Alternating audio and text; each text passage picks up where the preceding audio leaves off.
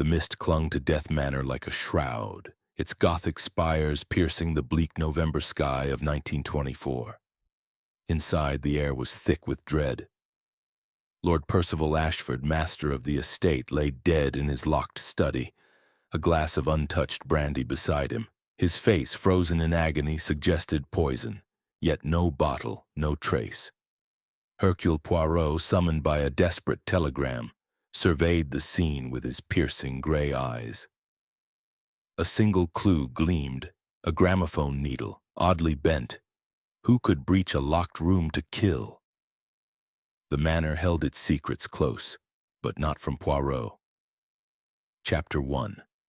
The arrival at Death Manor.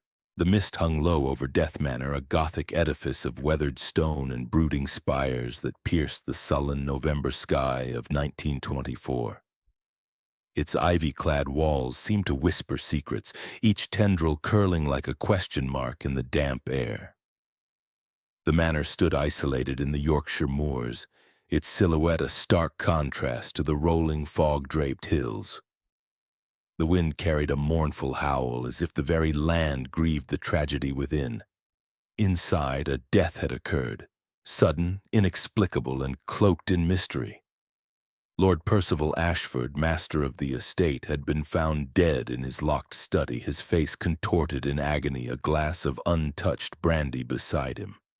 No weapon, no poison bottle, no sign of intrusion, only a single curious detail. A gramophone needle, oddly bent, glinting in the lamplight. Hercule Poirot, summoned by an urgent telegram from the local magistrate, stepped from a chauffeur-driven Rolls-Royce, his patent leather shoes crunching on the gravel drive. The cold bit at his gloved fingers, but his mind was alight, his gray eyes sharp beneath the brim of his Homburg hat. His mustache, meticulously waxed, twitched with anticipation. "Mon Dieu," he murmured, adjusting his overcoat. "A locked room, a dead man, and a manor full of secrets. This is a puzzle worthy of Hercule Poirot." The butler, a gaunt figure named Grayson, greeted him at the imposing oak doors. His face was ashen, his posture rigid as a tin soldier. "Monsieur Poirot," he said, his voice clipped with the weight of propriety. "The household awaits you in the drawing room. They are distressed." Poirot nodded, noting the butler's trembling hands. Distress, yes, but was it grief or guilt?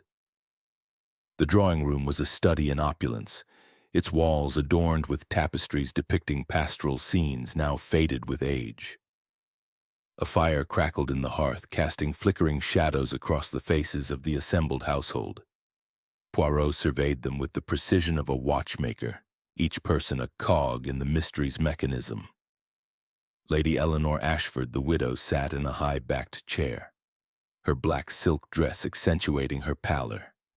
Her beauty was undeniable, high cheekbones, raven hair, but her eyes, red-rimmed, avoided contact, darting to the floor as if secrets lay buried in the Persian rug. Beside her stood Colonel Reginald Harrow, a bullish man, with a military mustache and a scowl etched into his weathered face. His hand gripped a polished cane, knuckles white with tension. Miss Clara Beaumont, the Ashfords' young ward, perched on a velvet settee, her delicate hands twisting lace gloves. Her golden curls framed a face pale with fear, her blue eyes wide as if expecting a specter to emerge from the shadows. Dr. Simon Whitaker, the family physician, leaned against a bookcase, his wiry frame tense, fingers twitching as if itching to hold a scalpel, or hide one. Victor Langley, Lord Ashford's business partner, paced near the window, his tailored suit rumpled, his dark hair disheveled. He muttered under his breath something about debts and ruin. Poirot cleared his throat, a small sound that commanded the room. "Mes amis," he began, his Belgian accent lending a musical cadence to his words. "A tragedy has befallen this house. Lord Percival Ashford is dead, and the circumstances, they are most curieux. A locked room, a man poisoned, yet no poison found. I, Hercule Poirot, will uncover the truth. But I require your cooperation. Who among you last saw Lord Ashford alive? A heavy silence descended, broken only by the crackle of the fire. Lady Eleanor spoke first, her voice soft but strained, like a violin string stretched to breaking. I saw Percival last evening in his study. He was preoccupied but alive.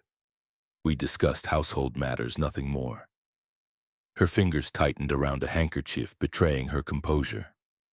Poirot's eyes lingered on her, noting the faint tremble in her hands. Colonel Harrow snorted, his voice booming. Ashford was a stubborn fool, always meddling in affairs he didn't understand. I saw him at luncheon yesterday. Argued with him about that blasted land deal. He cheated me, you know, stole acres that were rightfully mine. His face reddened, and he thumped his cane for emphasis. Poirot tilted his head, intrigued by the man's vehemence. A grudge, perhaps? Strong enough to kill? Clara Beaumont's voice quavered as she spoke. I visited Papa, Lord Ashford, in the afternoon. He was kind, as always, but distracted. He mentioned a letter he was writing. Her eyes flicked to the floor, and Poirot noted the hesitation. A letter? To whom and about what? Dr. Whitaker adjusted his spectacles, his tone measured but uneasy. As his physician, I checked on Lord Ashford yesterday morning. His health was robust, no signs of illness. This poison business is absurd. His fingers drummed on the bookcase, betraying his nerves. Poirot's mustache twitched. A doctor with access to poisons, yet so quick to dismiss the possibility? Victor Langley stopped pacing, his voice sharp. I saw him 2 days ago in London about our business ventures. He was fine then, though he refused to settle our accounts. Owed me thousands, the miser. His eyes flashed with anger, then softened, as if regretting his outburst. Poirot stored this detail. Financial disputes were fertile ground for motive. Très bien, Poirot said, clasping his hands. Each of you has a piece of the puzzle, but the picture, it is not yet clear. I must see the scene of the crime. Grayson led him to the study, a short walk down a corridor lined with portraits of stern-faced Ashfords, their eyes seeming to follow Poirot's every step. The study door, heavy oak, was locked when Lord Ashford was found, the key inside. Grayson produced a spare, and the door creaked open, revealing a room frozen in time. The study was a sanctuary of dark wood and leather, its air thick with the scent of old books and cigar smoke. A mahogany desk dominated the space, cluttered with papers and inkwell, and the fateful brandy glass, its amber contents untouched. The gramophone stood in a corner, its horn gleaming like a silent sentinel. Poirot's eyes were drawn to the needle, bent at an unnatural angle. He crouched, examining it without touching. Curieux, he murmured. A needle for music, yet perhaps a needle for death. He inspected the desk, noting a faint scratch on its polished surface, fresh, deliberate, as if something sharp had grazed it. The window, latched from within, showed no signs of forced entry. The lock on the door was intact, its mechanism unmarred. A locked room, Poirot said to himself, yet someone entered. Or did they? His gray cells hummed, piecing together possibilities. Grayson hovered nearby, his face a mask of deference. Lord Ashford was particular about this room, sir, he offered. Spent hours here, especially with that gramophone. Played Wagner mostly. Said it cleared his mind. Poirot nodded, filing away the detail. A man's habits could betray his killer. Returning to the drawing room, Poirot posed another question. Did Lord Ashford have enemies, perhaps? A man of his wealth and influence, he must have made some. Colonel Harrow barked a laugh. Enemies? Half the county despised him. Ruthless in business, high-handed with everyone. Ask Langley, he'd know. Langley flushed. That's unfair. Percival was shrewd, not cruel. But yes, some resented his success. His eyes darted to Eleanor, who stiffened. Percival was misunderstood, Eleanor said softly. He was generous to those loyal to him. Her words were careful, but Poirot sensed a guarded truth. Clara's voice broke the tension. He was like a father to me. Who could hate him so? Her hands trembled, and Poirot noted a flicker of fear in her eyes. Dr. Whittaker cleared his throat. As his doctor, I can say he was healthy, but stressed. Business troubles, perhaps. His evasiveness piqued Poirot's interest. As the interviews continued, Poirot's mind catalogued inconsistencies. Eleanor's trembling hands, Harrow's volatile temper, Clara's unspoken fears, Whittaker's nervous tics, Langley's financial grievances.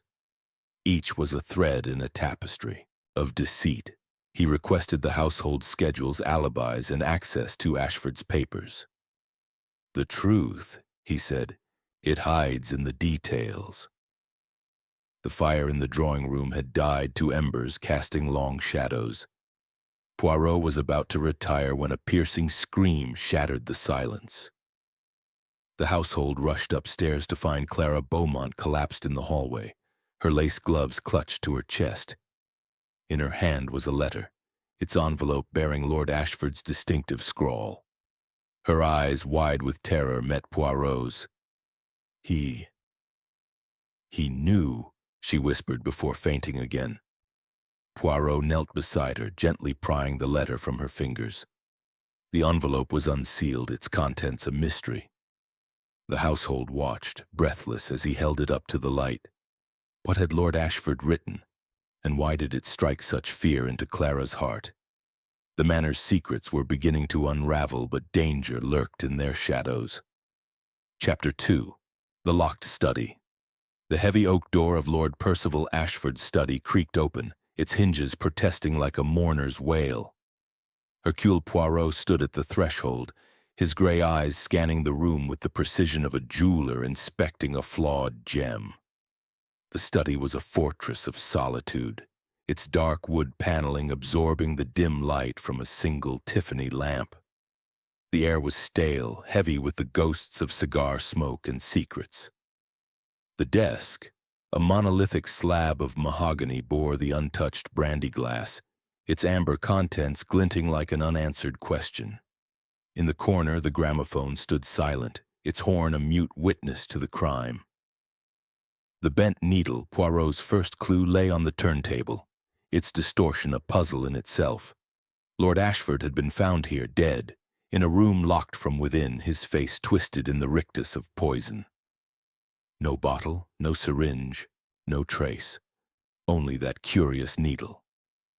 Mon Dieu, Poirot murmured, his mustache twitching.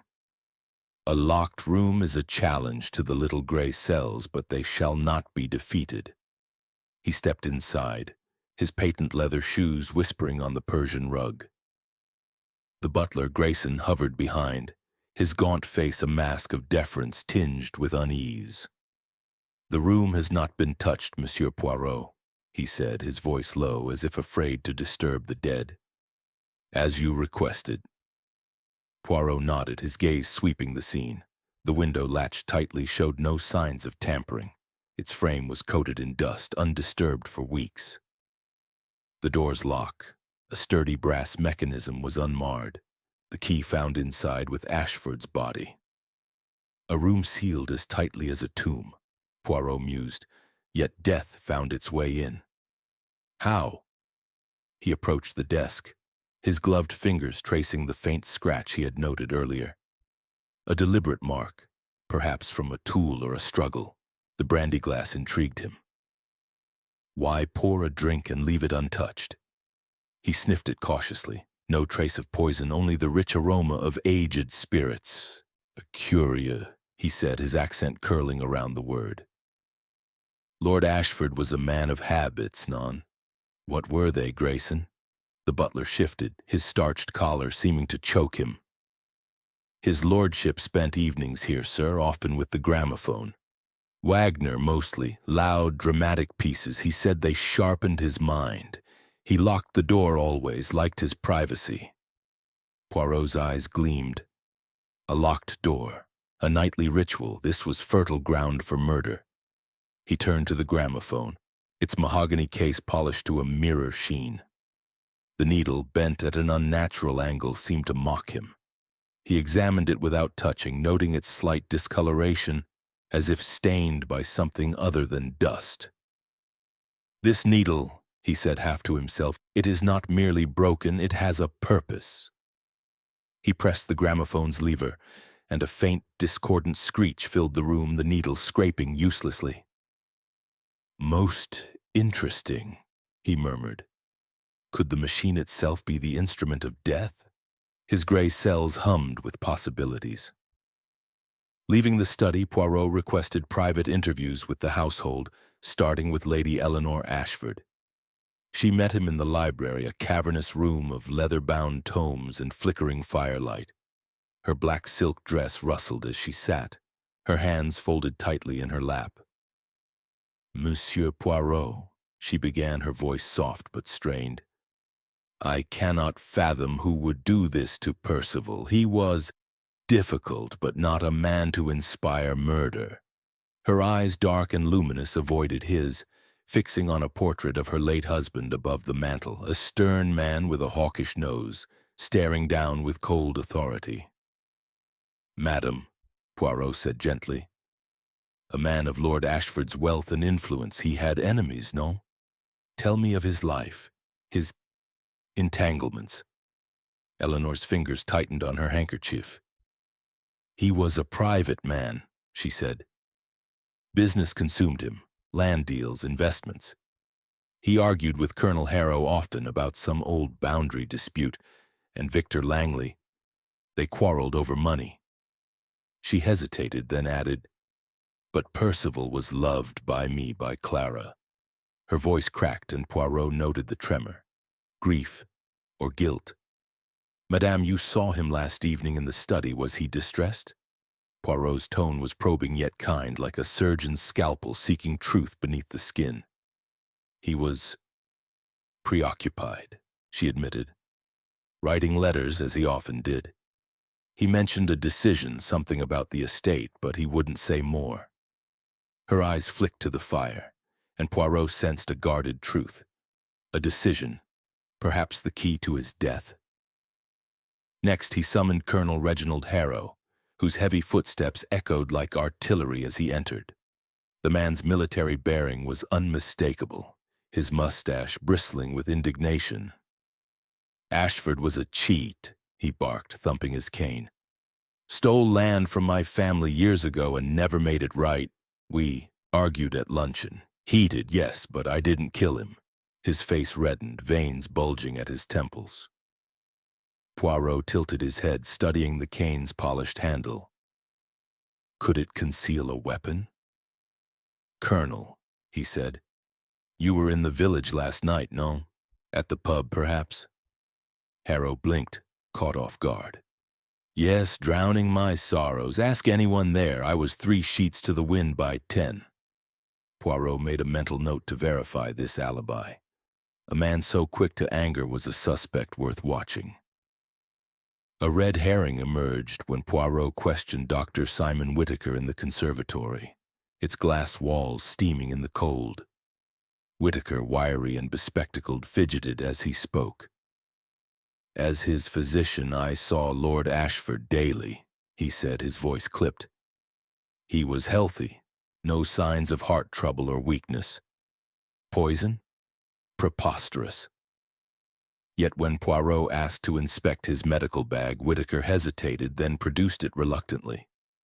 Inside, Poirot found a vial of laudanum, its label faded. "For pain management," Whittaker said quickly. "Common in my practice." Poirot's eyes narrowed. Laudanum was no aconite, but a doctor's bag could hide many secrets. Victor Langley was next, his pacing relentless as he met Poirot in the dining room. "Ashford owed me thousands," he snapped, his dark eyes flashing. "Our business ventures, railways, shipping, were failing because of his stubbornness. But murder? I'm no killer. His hands shook, and Poirot noted a smudge of ink on his cuff, as if he'd been handling papers or tampering with something else. "Monsieur Langley," Poirot said, "you were in the study recently, no? Perhaps with the gramophone?" Langley froze. I checked it once, weeks ago. It was skipping. I'm handy with machines, so I fiddled with it." His voice was too quick, his eyes evasive. Poirot filed this away. A man with technical skill and a motive. Clara Beaumont, the last to be questioned, sat in the morning room, her golden curls haloed by the weak sunlight filtering through lace curtains. Her hands twisted her gloves, her voice barely above a whisper. "Papa, Lord Ashford, was kind to me," she said. "But he was strict about my future. He didn't approve of my friend." Her cheeks flushed, and Poirot leaned forward. "A friend, mademoiselle? A suitor, perhaps?" Clara nodded, tears brimming. "A poet in the village. Percival forbade me to see him, said he wasn't suitable." Her fear, Poirot realized, was not just for the murder, but for what Ashford's letter might reveal about her secret. Could her lover be involved? Another thread to unravel. Returning to the study, Poirot tested the gramophone again. The screech was sharper now, the needle's bend causing it to catch.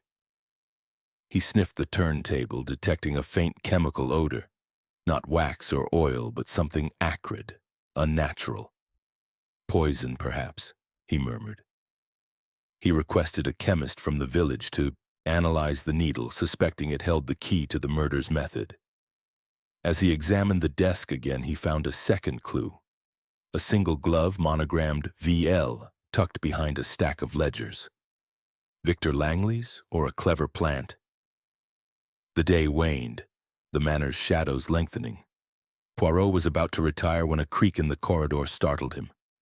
He opened the study door, his cane raised, and glimpsed a shadow fleeing down the hall, too swift to identify. A chill ran through him. Someone was watching, guarding their secret with desperate vigilance. The manor's walls seemed to close in, whispering of danger yet to come. Chapter 3. The Ward's Secret. The morning room of Death Manor was bathed in the frail light of a November dawn, its lace curtains filtering the sun into ghostly patterns on the parquet floor. The air was thick with the scent of lavender and sorrow, a delicate contrast to the grim mystery that enveloped the house. Clara Beaumont sat trembling on a cushioned chair, her golden curls disheveled, her lace gloves crumpled in her lap. In her hand, still clutched as if it were a talisman of dread, was the letter from Lord Percival Ashford, its envelope bearing his distinctive scrawl. Her scream the previous night had drawn the household like moths to a flame, and now, under Hercule Poirot's piercing gaze, she seemed a fragile bird caught in a storm. His gray eyes, sharp as a falcon's, studied her with a blend of compassion and calculation. "Mademoiselle Clara," he said, his Belgian accent softening the edges of his words. "This letter, it has caused you great distress. You must share its contents with Poirot for the truth it hides within." Clara's blue eyes, wide with fear, darted to the assembled household. Lady Eleanor Ashford, poised yet pale. Colonel Reginald Harrow, his military scowl fixed. Dr. Simon Whittaker, fidgeting with his spectacles. Victor Langley, pacing with restless energy. And Grayson, the butler, lingering at the door like a shadow. I cannot," Clara whispered, her voice barely audible. "It's too terrible." Her hands shook, the letter crinkling in her grasp. Poirot stepped closer, his patent leather shoes silent on the rug. "Mademoiselle, a man is dead, and this letter may hold the key to his killer. You said last night he knew. What did Lord Ashford know?" His tone was gentle but insistent, a velvet glove over an iron will. Clara's tears spilled, staining her cheeks. With a trembling hand, she passed the letter to Poirot, who opened it with deliberate care, as if it were a relic of ancient import. The paper was heavy, embossed with the Ashford crest. Poirot read aloud, his voice clear for the benefit of the room, each word measured for dramatic effect. My dearest Clara, forgive me, but I cannot allow your heart to betray our family.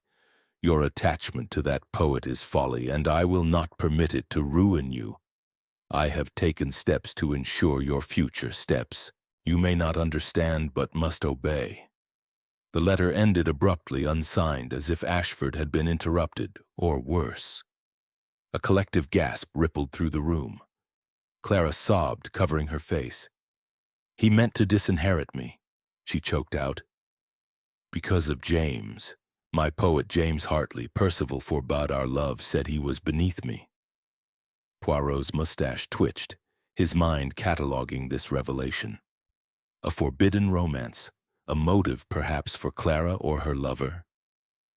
Mademoiselle, he said, this James Hartley, where was he the night of Lord Ashford's death? Clara's eyes widened.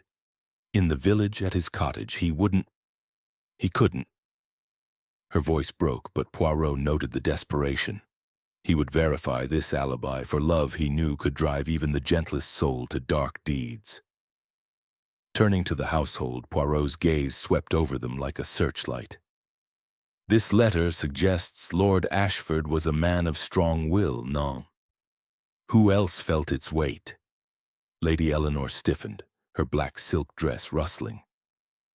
Percival was protective of Clara, she said, her voice cool but strained. He saw her as a daughter, wanted the best for her. Yet her fingers twisted her handkerchief, betraying unease. Poirot noted this. Did Eleanor fear Clara's disinheritance would affect her own position? Colonel Harrow snorted, his cane thumping the floor. Ashford was a tyrant, meddling in everyone's affairs. That poet nonsense? Typical of his high-handed ways, no wonder someone did him in. His bluntness drew a sharp look from Eleanor, and Poirot filed away their tension. A feud between widow and colonel, perhaps? Dr. Whitaker adjusted his spectacles, his voice thin. As a physician, I can say Lord Ashford was under strain, perhaps from family matters like this, but poison? Absurd. His fingers twitched, and Poirot recalled the laudanum vial from the previous day.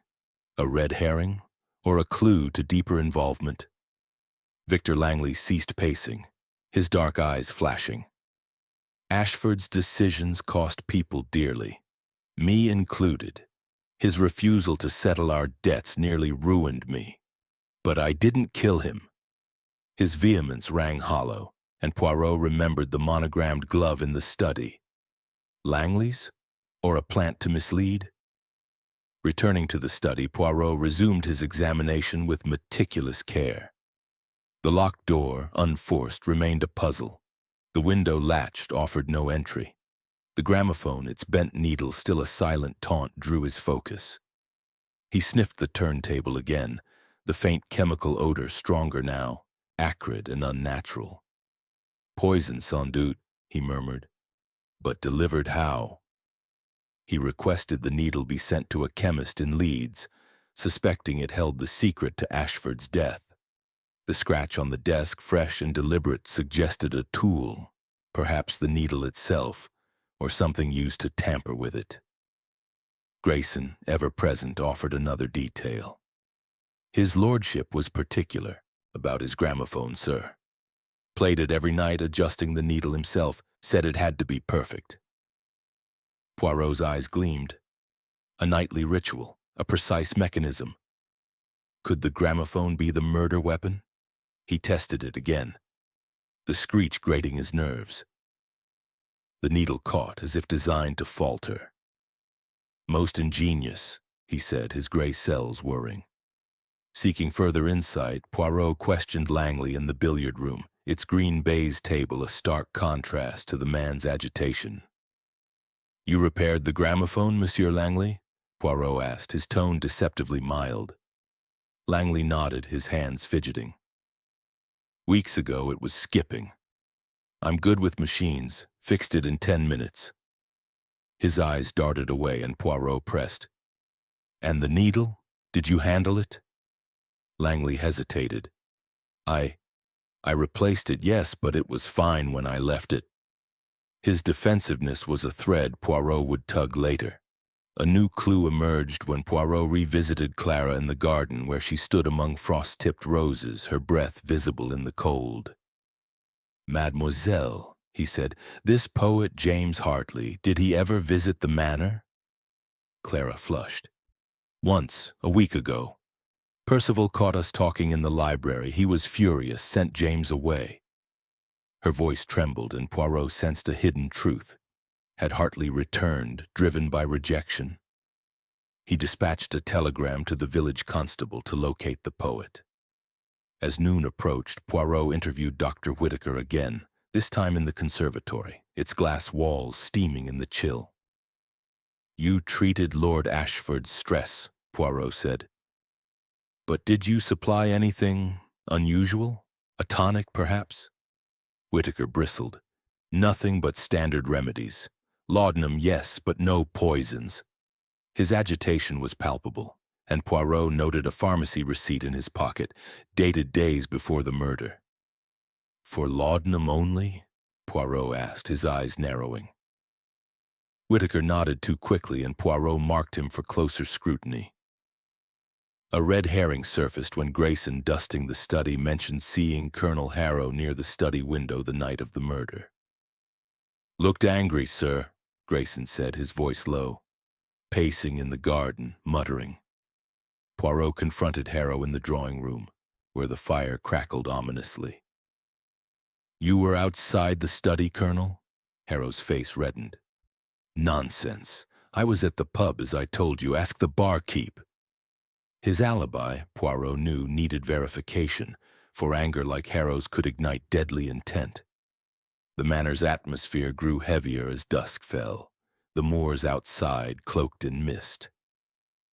Poirot was compiling his notes when a groundskeeper rushed in, his face pale. "Sir, come quick, something's happened." The household followed to the front lawn, where a brick lay in the grass, its surface scrawled with the words "Justice for Percival" in red chalk. The window above in the library was shattered glass, glinting like broken promises. Poirot knelt, examining the brick. "A message," he said. "But is it a cry for truth, or a warning to silence it?" The household exchanged uneasy glances, each face a mask of secrets. Chapter 4. The Poison's Path. The mist over Death Manor thickened as morning broke, shrouding the Gothic spires in a veil of secrecy that matched the mystery within. The Yorkshire moors stretched endlessly beyond, their bleak expanse whispering of isolation and hidden truths. Inside, the air was heavy with suspicion, the household restless after the previous night's ominous discovery. A brick inscribed with "Justice for Percival" hurled through the library window. Hercule Poirot stood in the study, his patent leather shoes gleaming against the Persian rug, his gray eyes fixed on the gramophone. Its bent needle, now sent to a chemist in Leeds, had returned a chilling revelation. It was coated with aconite, a rare and deadly poison that killed within minutes. "Ingenious," Poirot murmured, his mustache twitching. The needle pricked Lord Ashford as he adjusted his beloved machine, delivering death in a moment of routine. But who crafted such a trap? The study remained a fortress of enigma. The oak door, locked from within, bore no signs of forced entry. The latched window, dust-covered, admitted no intruder. The desk's faint scratch and the untouched brandy glass mocked Poirot's gray cells, daring them to unravel the puzzle. He paced, his cane tapping rhythmically, his mind a whirl of connections. "Aconite," he said to himself, "a poison of precision, requiring knowledge and opportunity. The killer is no amateur." He summoned Grayson, the butler, whose gaunt frame hovered like a specter. "Monsieur Grayson, this gramophone, was it handled by anyone besides Lord Ashford?" Grayson's eyes flickered. "Mr. Langley, sir, looked at it some weeks ago. Said it was skipping. And Dr. Whitaker, he was in here often, tending to his lordship." Poirot nodded, filing away the names. Langley's technical skill and Whitaker's medical access were threads to tug. Poirot sought Lady Eleanor Ashford first, meeting her in the drawing room where the fire crackled with a nervous energy. Her black silk dress absorbed the light, her face pale as porcelain. "Madame," Poirot began, his accent lilting, "this aconite, it is not common. Did Lord Ashford keep such substances perhaps for experiments?" Eleanor's hands tightened around her handkerchief. "Percival was no chemist," she said, her voice low. "He trusted Dr. Whitaker for all medical matters, but he did mention changes to his will. Clara's future concerned him greatly." Her eyes darted to the portrait of her late husband, stern and unyielding above the mantel. Poirot noted the hesitation. The will, could it be the key to her motive? "Madame, you stand to inherit much, no?" Poirot's tone was gentle but probing. Eleanor flinched. "The estate, yes, but only if Clara obeys Percival's wishes. He was strict about her marriage." Her voice wavered, and Poirot sensed fear beneath her composure. Did she kill to secure her fortune, or to protect Clara? Next, he questioned Dr. Simon Whitaker in the conservatory, its glass walls steaming in the morning chill. Whitaker's wiry frame was tense, his fingers twitching as he polished his spectacles. "Aconite," he said, his voice sharp. "I've no access to such a thing. My bag contains only standard remedies, laudanum, quinine." Poirot's eyes narrowed, recalling the laudanum vial from earlier. "And yet, doctor, a poison was used. You, with your knowledge, would know how to procure it, no?" Whitaker's face flushed. "I treated Ashford's stress, nothing more. I'm no murderer." His agitation was a crack in his facade, and Poirot marked him for closer scrutiny. A red herring emerged when Poirot interviewed Colonel Reginald Harrow in the billiard room. Its green baize table a stark contrast to the man's fiery demeanor. Grayson's earlier claim placed Harrow near the study window the night of the murder, but Harrow scoffed, his mustache bristling. "I was at the village pub drowning my sorrows over Ashford's land swindle. Ask the barkeep, I was there till midnight." His voice boomed, but his eyes flicked to his cane, its polished handle gleaming. Poirot tested the alibi later, sending a telegram to the village. The barkeep confirmed Harrow's presence, but the timing was vague, conveniently so. Could Harrow have slipped back to the manor undetected?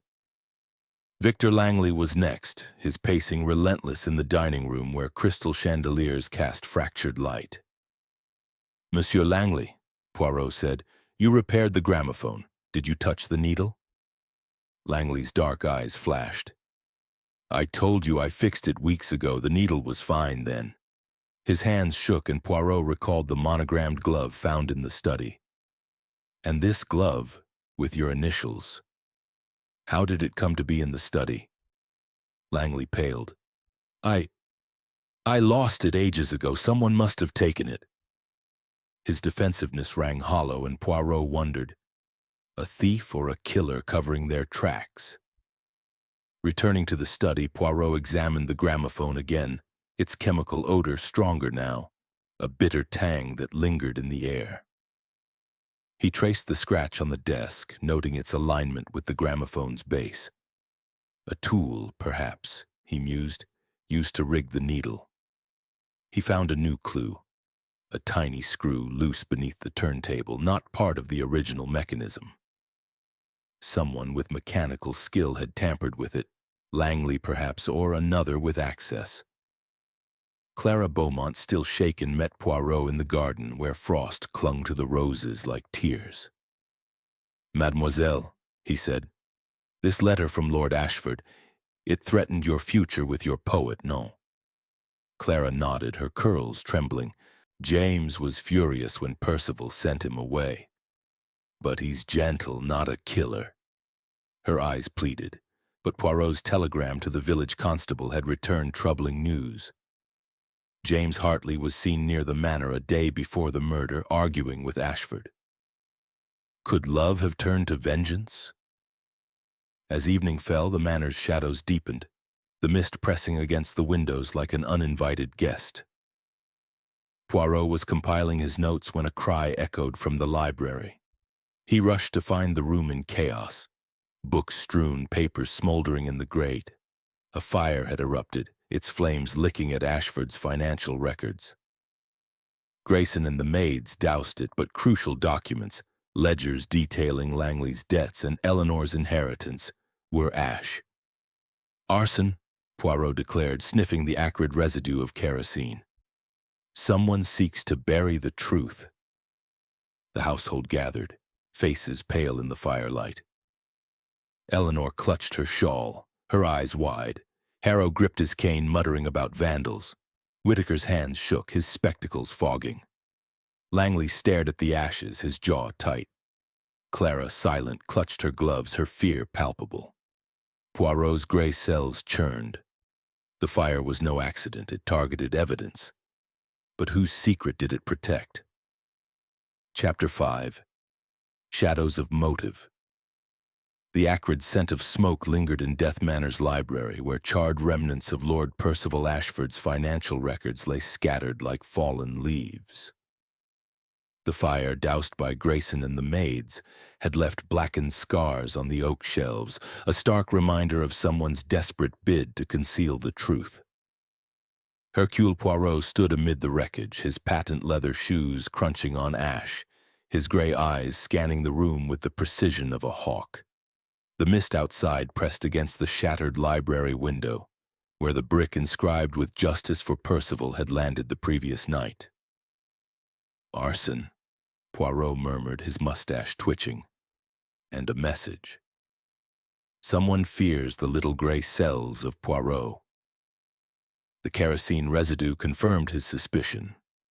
This was no accident, but a calculated act to destroy evidence, perhaps of debts, inheritance, or darker secrets tied to Ashford's murder.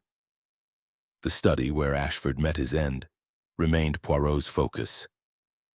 The locked door, unforced window, and gramophone with its aconite-laced needle haunted his thoughts. The poison delivered through a prick as Ashford adjusted his nightly ritual was a stroke of diabolical ingenuity. But who had the knowledge, access, and motive to rig such a trap? Poirot's mind churned, weaving threads of suspicion. Lady Eleanor's inheritance, Colonel Harrow's grudge, Clara Beaumont's forbidden love, Dr. Whitaker's medical access, Victor Langley's debts. The fire suggested one of them was desperate to cover their tracks. Poirot summoned Grayson to the library, the butler's gaunt face paler than usual. "Monsieur Grayson, these records, what did they contain?" Grayson hesitated, his starched collar seeming to choke him. "Ledgers, sir, of his lordship's investments, debts owed by Mr. Langley, and details of the will." Poirot's eyes gleamed. "And who had access to this room?" Grayson's voice dropped. "All the household, sir, at various times. Lady Eleanor often read here, and Mr. Langley was in last week looking for papers." Poirot noted the names, his suspicions deepening. The fire targeted financial clues, Langley's debts or Eleanor's inheritance. He sought Clara Beaumont first, finding her in the morning room where weak sunlight filtered through lace curtains casting delicate shadows.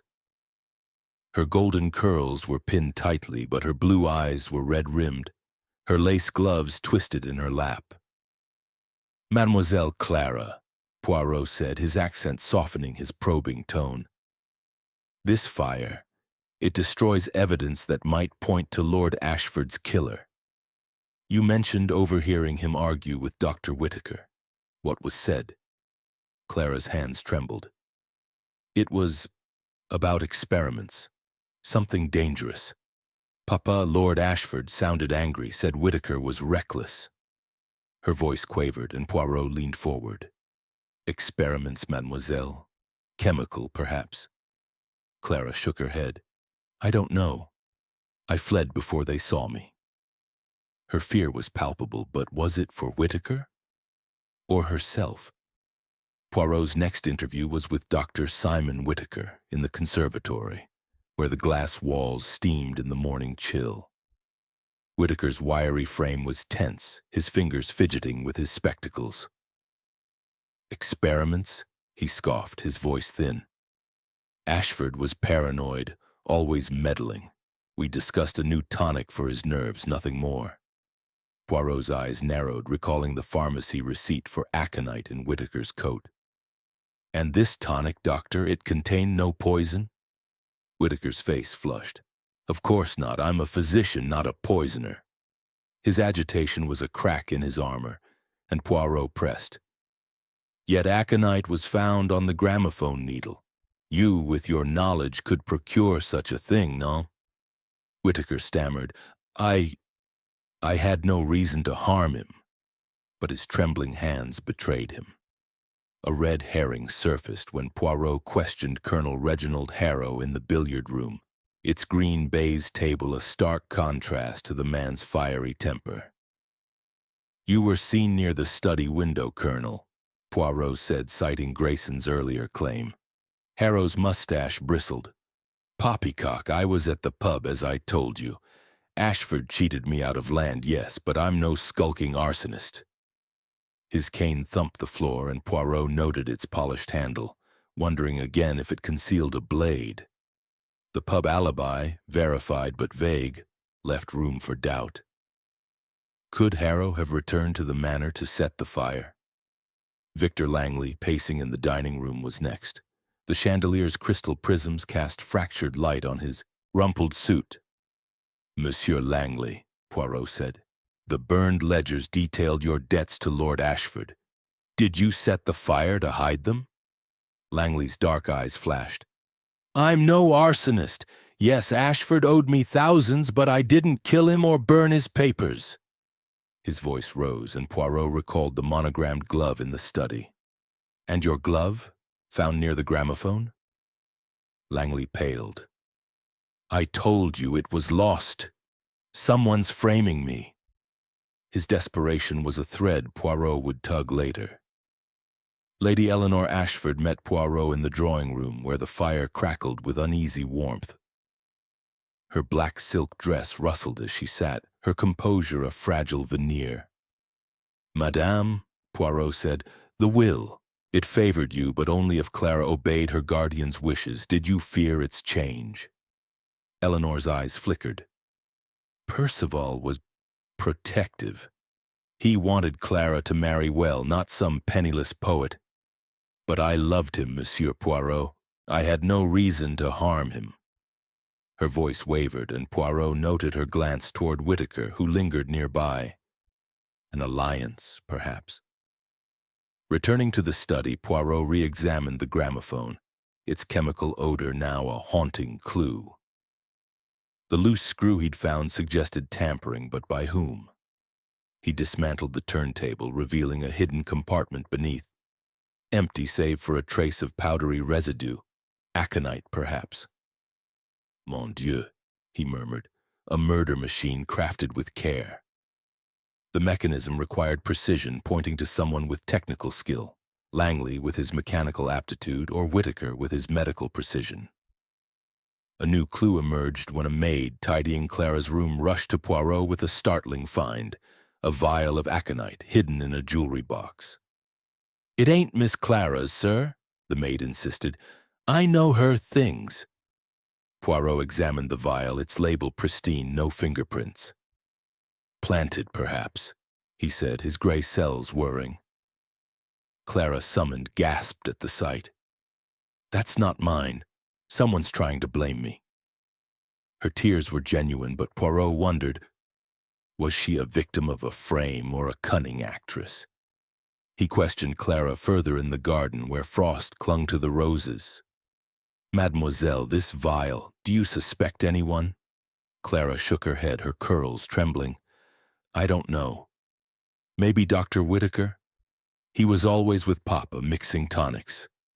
Her accusation aligned with Whitaker's evasiveness, but Poirot sensed a deeper game. The vial felt too convenient. a red herring to divert suspicion. As dusk fell, the manor's shadows lengthened, the mist outside a ghostly curtain. Poirot was compiling his notes when he noticed a faint glint in the study hidden under the rug. It was a tiny key not for the door or window, but perhaps for the gramophone's hidden compartment. Curieux, he said, pocketing it. Whose hand had placed it there and why? The household dined in silence, the clink of silverware a stark contrast to the tension. Poirot observed their faces, Eleanor's guarded eyes, Harrow's clenched jaw, Whitaker's twitching fingers, Langley's restless energy, Clara's pale fear. Each was a piece of the puzzle, but the picture remained elusive. As he rose to retire, a thud echoed from the hall. The maid screamed, pointing to a broken vase, its shards scattered. Inside, a note in Ashford's scrawl, "Beware the traitor within." Chapter 6. The Gramophone's Secret. The study of Death Manor was a crypt of secrets, its dark wood paneling absorbing the faint glow of the Tiffany lamp. The November mist pressed against the locked window, a ghostly curtain that mirrored the mystery within. Hercule Poirot stood before the gramophone, its mahogany case gleaming like a silent conspirator. The bent needle, laced with aconite, had revealed its deadly purpose, but the machine itself held more to confess. Poirot's gray eyes narrowed, his mustache twitching as he dismantled the turntable with surgical precision. His gloved fingers probed, and there, beneath the platter, he found it. A hidden mechanism, a spring-loaded catch designed to force the needle to prick when played. "Mon Dieu," he exclaimed, his voice a mix of awe and triumph. "A murder machine." The gramophone, it was rigged to kill Lord Ashford in his nightly ritual. The craftsmanship was exquisite, requiring technical skill and intimate knowledge of Ashford's habits. Who among the household could devise such a trap? Victor Langley with his mechanical aptitude, or Dr. Simon Whitaker with his medical precision? The tiny key Poirot had found under the rug fit the compartment perfectly, unlocking its secret. A trace of powdery residue, aconite he suspected, clung to the mechanism. "Ingenious," he murmured, "but the killer, they are not infallible." Poirot summoned Whitaker to the study, where the air was thick with the scent of old books and betrayal. The doctor's wiry frame tensed, his spectacles fogging as he faced Poirot's scrutiny. "Doctor," Poirot said, his accent sharp, "this gramophone was tampered with, a poison needle set to prick Lord Ashford. You, with your knowledge of chemicals, could craft such a device, no?" Whitaker's face flushed, his fingers twitching. "I treated Ashford's ailments. Tonics, laudanum, nothing more. I'm no mechanic." His voice cracked, and Poirot noted the pharmacy receipt for aconite in his coat, dated days before the murder. "A coincidence, you say?" Poirot pressed. Whitaker stammered, I was blackmailed. Ashford knew of my gambling debts." His confession hung in the air, but Poirot's gray cells questioned its completeness. Lady Eleanor Ashford was next, meeting Poirot in the drawing room, where the fire cast uneasy shadows. Her black silk dress rustled, her composure fraying. "Madame," Poirot said, "the will. It tied your inheritance to Clara's obedience. Did you rig the Yai's gramophone to secure your future?" Eleanor's eyes widened. "I loved Percival. I'd never harm him." Yet her glance toward Whitaker, lingering in the hall, betrayed a connection. "You and the doctor, you share a secret, no?" Poirot asked. Eleanor paled, her handkerchief twisting. "He helped with Percival's health, nothing more." Her denial was too quick, and Poirot marked it.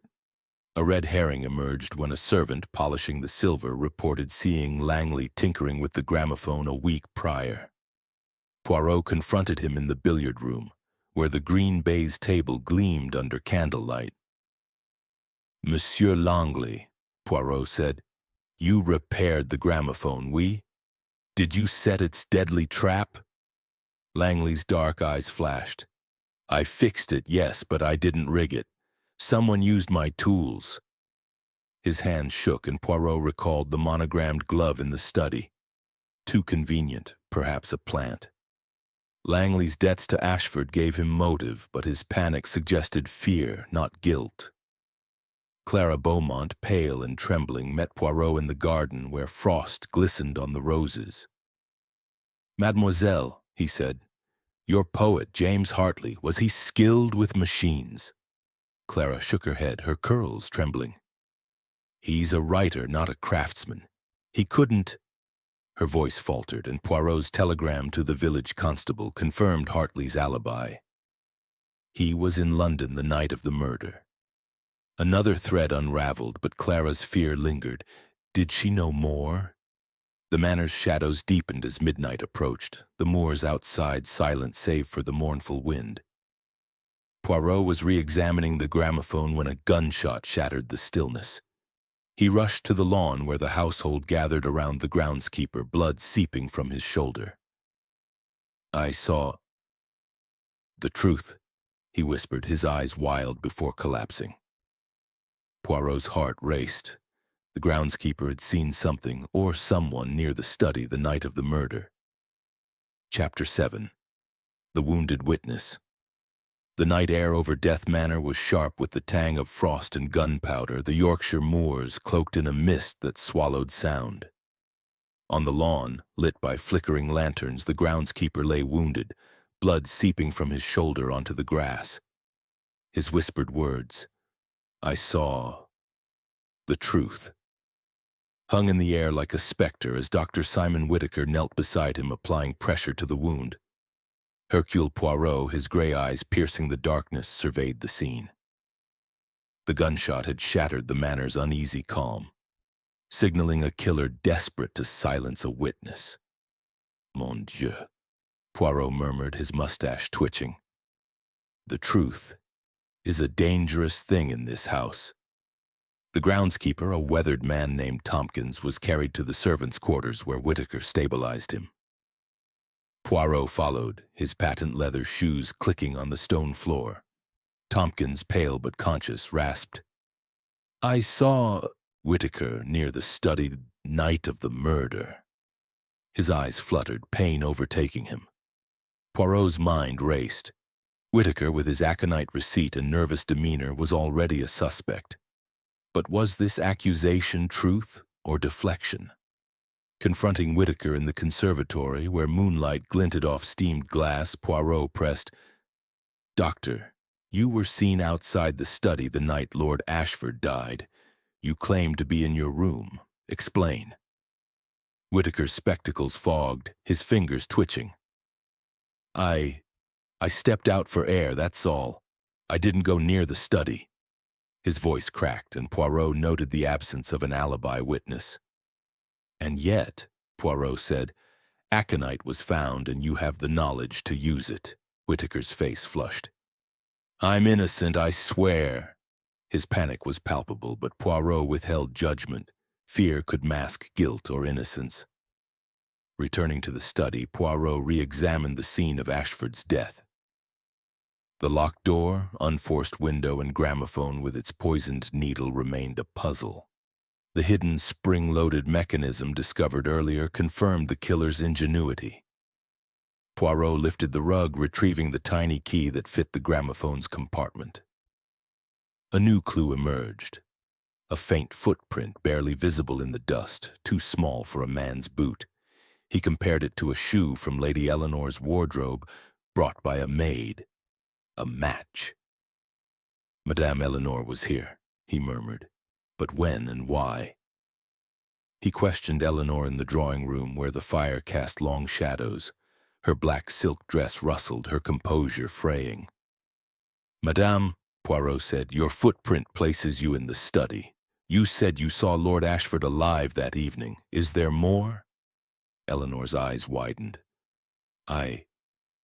I visited to discuss Clara's future. He was alive when I left." Her voice trembled, and Poirot noted her glance toward the door as if expecting an eavesdropper. Her presence in the study combined with her inheritance motive tightened the net around her. A red herring surfaced when Colonel Reginald Harrow, questioned in the billiard room, revealed a motive of his own. "Ashford blackmailed me," he growled, his cane thumping. "Knew of a wartime scandal, my dishonorable discharge. Threatened to expose me." His face reddened, but his hands were steady, unlike a nervous killer's. "And yet, Colonel," Poirot said, "your alibi at the pub holds, no?" Harrow nodded gruffly. "Ask the barkeep. I was there." Poirot's telegram had confirmed this, but the timing allowed a window. Could Harrow have returned to shoot Tompkins? Victor Langley, pacing in the dining room, denied involvement in the shooting. "I was in my room, Poirot. I've no gun."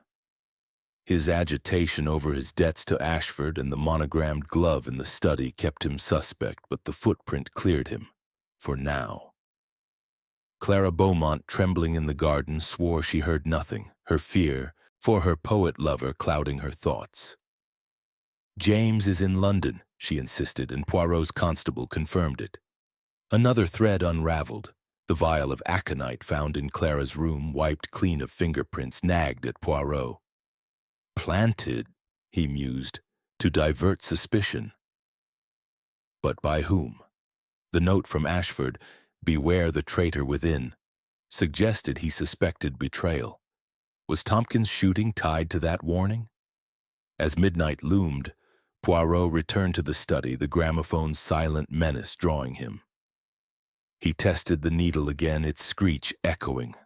A glint caught his eye. A second needle hidden in a vase near the desk, identical to the first, laced with aconite. "A backup," he said, "or a mistake." The killer had planned meticulously, but this oversight was a crack in their armor. Chapter 8. The Second Needle. The study of Death Manor was a shadowed vault, its air thick with the weight of secrets and the faint, acrid trace of aconite. The November mist clung to the locked window, casting ghostly patterns across the oak-paneled walls. Hercule Poirot stood beside the gramophone, its mahogany case a silent accomplice in Lord Percival Ashford's murder. The first needle, laced with deadly aconite, had revealed the killer's method, a spring-loaded trap to prick Ashford during his nightly ritual. Now a second needle, identical and equally poisoned, lay in Poirot's gloved hand, retrieved from a porcelain vase near the desk. "Curieux," he murmured, his mustache twitching. A backup, perhaps, or a mistake by a killer too cautious. His gray cells hummed, piecing together the puzzle of a locked room, a poisoned needle, and a household steeped in motive. The second needle's hiding place suggested desperation. Someone feared the first would be discovered. Poirot's mind raced. Who had the skill to rig the gramophone and the cunning to plant a decoy? Victor Langley with his mechanical aptitude, or Dr. Simon Whittaker with his medical knowledge? Lady Eleanor's footprint in the study, Clara Beaumont's mysterious vial, and Colonel Harrow's grudge all wove a tangled web. The note from Ashford, "Beware the traitor within," and the groundskeeper's shooting hinted at a killer growing reckless. Poirot summoned Langley to the billiard room where the green baize table gleamed under flickering candlelight. "Monsieur Langley," he said, his accent sharp, "this second needle hidden in the study. Your technical skills could craft such a trap, non?" Langley's dark eyes flashed, his hands shaking. "I fixed the gramophone weeks ago, as I told you. I didn't rig it or hide needles." His voice rose, and Poirot recalled the monogrammed glove found near the gramophone. "And your glove, monsieur? Too convenient, perhaps a plant." Langley paled. "Someone's framing me. I'm no murderer." His desperation was palpable, but Poirot wondered, was it fear of guilt or exposure? Next, he questioned Dr. Whittaker in the conservatory, its glass walls steaming in the chill. Whittaker's wiry frame tensed, his spectacles fogging. "Doctor," Poirot said, Your pharmacy receipt for aconite. Your presence near the study. Now a second poisoned needle. Explain. Whitaker's voice cracked. I bought aconite for research, not murder. I was in my room that night. His lack of an alibi, combined with his blackmail confession, Ashford knew of his gambling debts, tightened the net. Yet his panic seemed genuine, and Poirot held back judgment. Lady Eleanor, met in the drawing room, was pale, her black silk dress rustling. "Madam," Poirot said, "your footprint places you in the study. Did you hide this needle to protect someone or yourself?" Eleanor's eyes widened. "I was there to speak of Clara's future, nothing more. I know nothing of needles." Her glance toward Whitaker, lingering in the hall, betrayed a connection. Poirot pressed, "You and the doctor, you share a secret, no?" Eleanor's handkerchief twisted. "He advised Percival's health, that's all." Her denial was shaky, and Poirot marked her fear. Clara Beaumont, questioned in the garden, clutched her lace gloves, her curls trembling. "Mademoiselle," Poirot said, "the vial in your room, the note warning of a traitor, was the second needle yours?" Clara gasped. "No! Someone's trying to blame me. James, my poet, he's innocent." Poirot's telegram had cleared Hartley in London during the murder, but Clara's fear suggested she knew more. Was she shielding someone? A red herring emerged. A servant reported Harrow handling a hunting rifle days before the groundskeeper's shooting. Poirot confronted him in the dining room, where chandeliers cast fractured light. "Colonel, a rifle in your grudge against Ashford. Did you shoot to silence the groundskeeper?" Harrow's mustache bristled. "I hunt pheasants, not men. My alibi's solid. Check the pub." His steady hands contrasted with the killer's nerves, but Poirot noted the rifle's accessibility. Poirot returned to the study, examining the vase where the needle was hidden. Its placement high on a shelf suggested someone tall, Langley or Harrow. Yet Eleanor's footprint nagged at him. The gramophone's mechanism required precision, pointing to Langley or Whitaker. The tiny key fitting the hidden compartment was another clue. Whose hand had lost it? As night fell, the manor's shadows deepened, the moors silent save for the mournful wind. The household dined in tense silence, Poirot observing. Eleanor's guarded eyes, Harrow's clenched jaw, Whitaker's twitching fingers, Langley's restless energy, Clara's pale fear. He was about to retire when a glass shattered, wine spilling across the table. The butler sniffed it, aconite faint but unmistakable. "Mon Dieu," Poirot said, his heart racing. "The poison, it was meant for me." Chapter 9. The Daughter. Final clue. The dining room of Death Manor was a stage of tension, its chandelier casting fractured light across the faces of the household. The shattered wine glass, laced with aconite, lay in shards on the table, its bitter scent a stark warning. Someone had tried to poison Hercule Poirot. His gray eyes gleamed undaunted as he surveyed the suspects. Lady Eleanor Ashford, pale in her black silk, Colonel Reginald Harrow gripping his cane, Clara Beaumont trembling with her lace gloves, Dr. Simon Whitaker, his spectacles fogging, Victor Langley pacing restlessly. "Mon Dieu," Poirot said, his accent sharp. "The killer grows bold, but Poirot's little gray cells, they are bolder still." The November mist pressed against the windows, a ghostly veil over the Yorkshire moors, as if the manor itself held its breath. The poisoned wine confirmed the killer's desperation. Poirot was too close to the truth. The gramophone's spring-loaded mechanism, its aconite-laced needle, and the second needle hidden in a vase pointed to a meticulous plot. The tiny key, Eleanor's footprint, Whitaker's pharmacy receipt, Langley's glove, and the burned ledgers wove a complex web. The groundskeeper's shooting and Ashford's note, "Beware the traitor within," suggested a household rife with betrayal. Poirot's mind churned, piecing together the final clues. He gathered the household in the drawing room, where the fire crackled with uneasy warmth. "Mes amis," he began, his voice commanding, "Lord Ashford was killed by a poisoned needle rigged in his gramophone to prick him during his nightly ritual. A second needle hidden was a failsafe.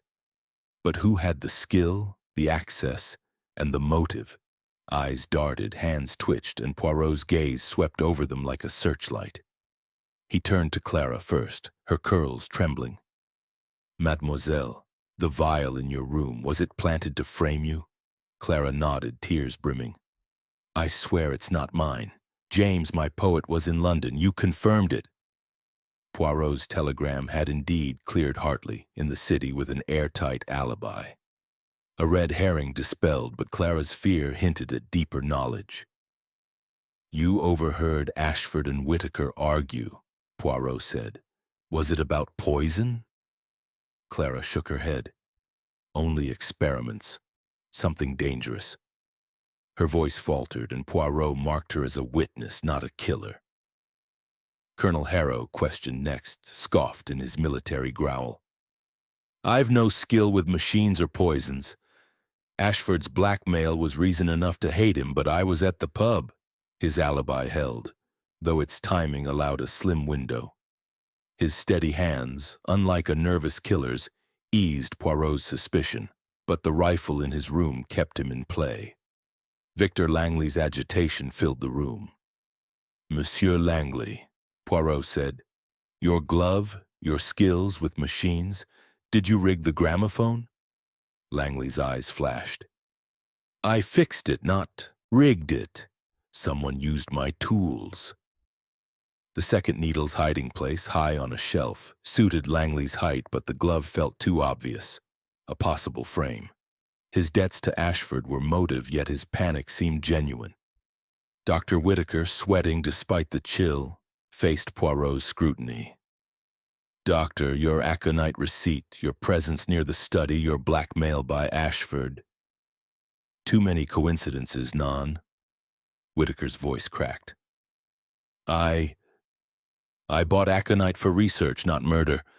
Ashford's debts drove me to desperation, but I didn't kill him."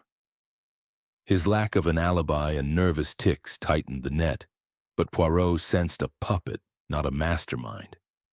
Lady Eleanor last sat rigid, her handkerchief twisted. "Madame," Poirot said, "your footprint in the study, your inheritance tied to Clara's obedience, did you act to secure it?" Eleanor's eyes widened. "I loved Percival. I was there to discuss Clara, nothing more."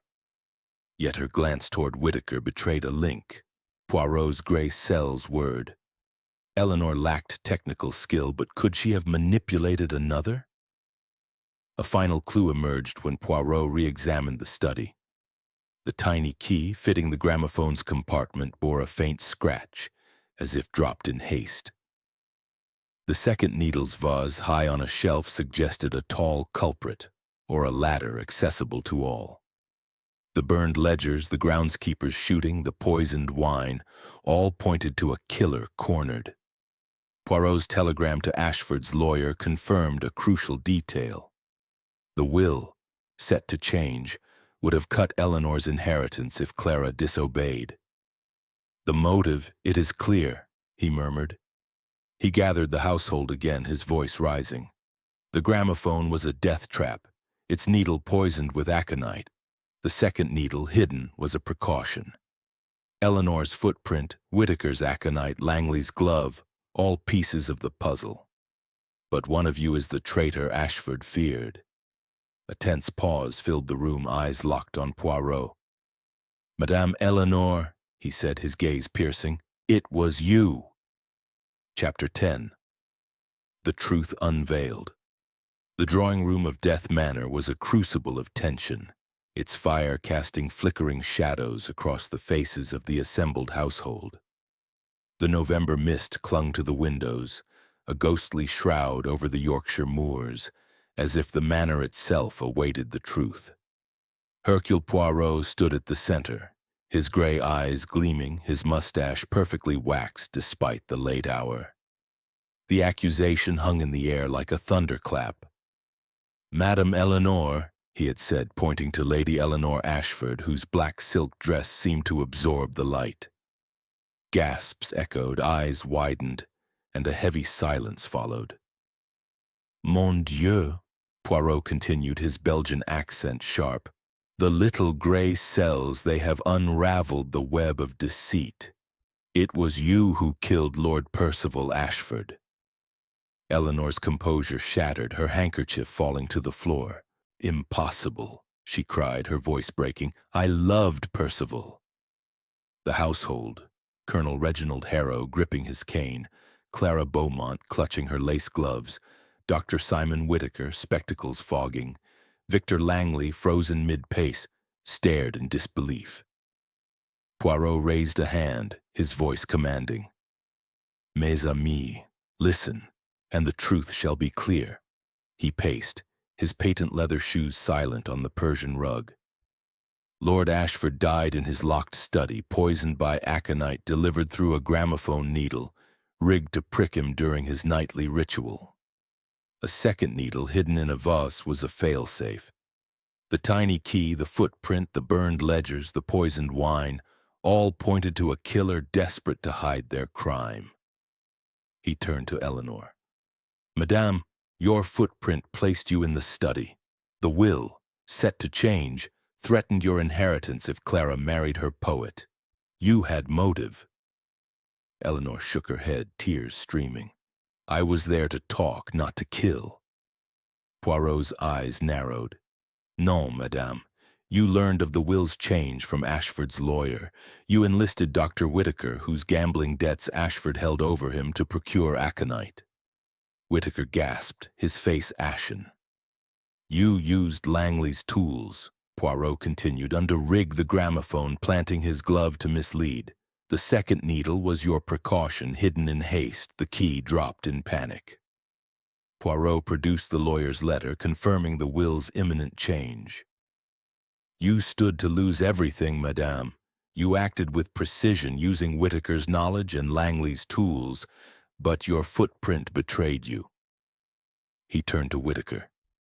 "Doctor, you were complicit, supplying aconite under blackmail, but the plan was hers." Whittaker slumped, nodding faintly. She promised to clear my debts," he whispered. Clara sobbed, her relief palpable. "I knew it wasn't me." Harrow, his scowl softened, muttered, "Damned clever." Langley exhaled, his agitation easing. Poirot continued, "The groundskeeper's shooting, the poisoned wine, these were your desperate acts, madame, to silence witnesses and Poirot himself." Eleanor's face crumpled, her voice a wail. "He would have left me nothing. I had to protect my future." Her confession, raw and broken, sealed her guilt. Poirot adjusted his mustache. "The little gray cells, they never fail. The gramophone, a machine of music, became a machine of death, but truth, it sings louder." He signaled Grayson, who summoned the village constable, waiting discreetly. Eleanor, sobbing, was led away, Whittaker following, his head bowed. Clara cleared, wept with relief, her poet's love now free. Harrow and Langley, though flawed, were innocent of murder, their motives, grudge and debt, mere shadows in the plot. As Poirot prepared to depart, the mist parted, revealing a dawn of clarity over the moors. The manor, its secrets unveiled, seemed to exhale. "Justice," Poirot murmured, "it is a melody most satisfying." He stepped into the Rolls-Royce, the gravel crunching underfoot, and left Death Manor behind, its Gothic spires fading into the fog. The case was closed, the traitor within exposed, and Poirot's gray cells rested, for now. Resolution: Eleanor's arrest with Whittaker as her accomplice resolves the murder, revealing a plot driven by greed and fear of disinheritance. Poirot's meticulous deduction unravels the web, clearing Clara and absolving Harrow and Langley, delivering a satisfying conclusion.